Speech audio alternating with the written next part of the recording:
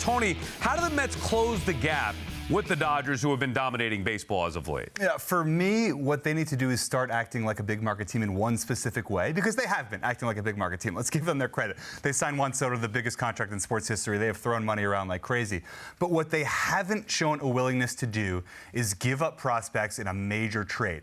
That's what the Dodgers have done regularly over the past decade. And what's interesting about that, Sal, is when Andrew Friedman became the GM of the Dodgers, he kind of shied away from doing that type of thing too for a couple of years, and then all of a sudden it's like, boom, they're trading for Yu Darvish, boom, they're trading for Manny Machado, Max Scherzer, Trey Turner, all these guys, and that's when they really became this juggernaut. And guess what? The other side of that, they traded away some really highly regarded prospects over that time. Really, none of them have come back to bite them. You could point to Yordan Alvarez, that was over a decade ago. Since then, who has really come back to bite the Dodgers that they've traded away? So if I'm the Mets, I look at that model and I say, look, I love prospects as much as the next guy. A lot of them don't pan out. This is a way to acquire talent. The Mets, by the way, you might have heard, need some pitching. Yeah. That's how I would operate. So I think you're onto something. Clearly the Mets are willing to go and spend money.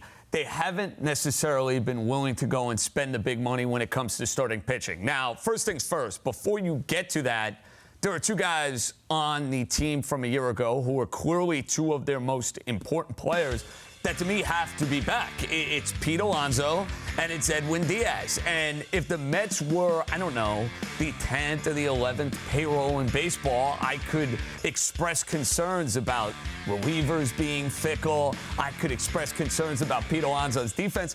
We're living in a reality where you don't have to worry about those concerns because Steve Cohen can go and spend money on whoever he wants. So you want to go and be a championship caliber team. I don't know how you're better if those guys are wearing different uniforms, but it can't just be the status quo. The team wasn't good enough last year. That's where you got to go and flex and look at the pitching department and the pitching market and say, hey, I have money to go and spend.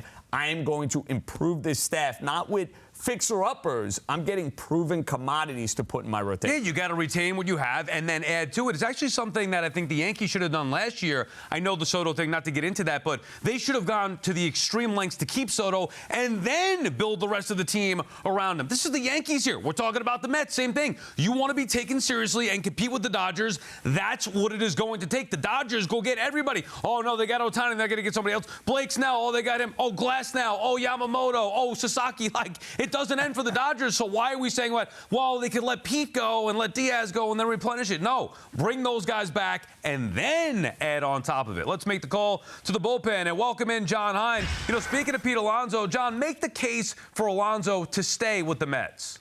I love what you guys just said, and I'm going to follow up on it right now. Pete, you are the face of the New York Mets. Yes, I know about Soto, Sal, and Lindor, and everybody else, but when people think about the Mets, they think Pete Alonso. You came back, they said, you know what, prove it, Pete. We're going to give you 2 years. We want to see what you can do. The guy had a tremendous year. I mean, it started with the Brewers in the playoffs last year, and he really didn't let up all that much. The 7-year deal that you're looking for, it's not going to happen. And as JJ said, Uncle Stevie's got that money. The money is there. Only Judge and Schwarber have hit more homers. We all know the stats. Fans love homers. That's what Pete Alonso does. Plus, you root for this guy. Pete, do you want to be a Red Sox? Do you want to be a Giant? No. You could probably run for mayor and do pretty well in New York City right now. Don't worry about your glove. You can DH if it's needed. I mean, Soto's got a bad glove. He's going to be out in right field. Naylor's staying in Seattle. Murakama, we'll see what happens there. The Mets know what they have in Pete Alonso. He wants to be here, even though he's opting out. Sign Pete Alonso and take that next step to being a championship team. Stay here, Pete. Well, and that's the thing, John, is that you look at the potential market for Pete Alonso, and he doesn't fit better anywhere than he fits in New York. Like, this is a team that very much needs a right-handed power hitter to complement Juan Soto, to complement Francisco Lindor and Brandon Nimmo. Like, he fits, he works. Obviously, we all know the person. He's a fan favorite, all that stuff. But then when I look around the league at the market for him, sure, there's a dozen or more teams that could use a 40-home run power-hitting first baseman. But how many of them are actually big market teams? Like, the Nationals could use that guy. The Mariners could use that guy. That was true last year, too, and they clearly were not showing a willingness to spend what it would take to really get Pete Alonso on a long-term deal. So when I look at the market for him, I look first and foremost at New York, and then I look at, well, Do the Red Sox keep Alex Bregman? Do the Cubs keep Kyle Tucker? Because if so, then they're probably not going to be in on it. But if not, maybe they'd come into the fray for Pete Alonso. But I think it's a relatively short list of actual big market teams like that who could pay Alonso what he wants. If they don't show up, a Mets reunion does feel more and more inevitable to me. I think you brought up two very interesting teams. The Red Sox are the team that I keep looking at because Pete Alonso at Fenway Park, my goodness, that'd be a match made in heaven. He'd hit 50 bombs with ease, tearing up that green monster. But do they keep Bregman? Do they go Bregman and Alonso? The Red Sox haven't been as all in as they've been in years past. The Cubs, they're not keeping Kyle Tucker. Scott Boras, the agent, he's going somewhere else.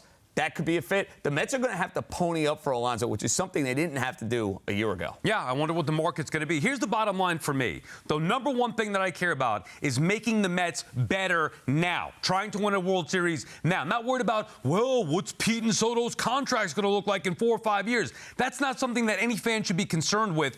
The Mets need to compete with the Dodgers, trying to win a World Series, first time in 40 years. To do that, you need good players. Pete Alonso has been a great player for the Mets offensively.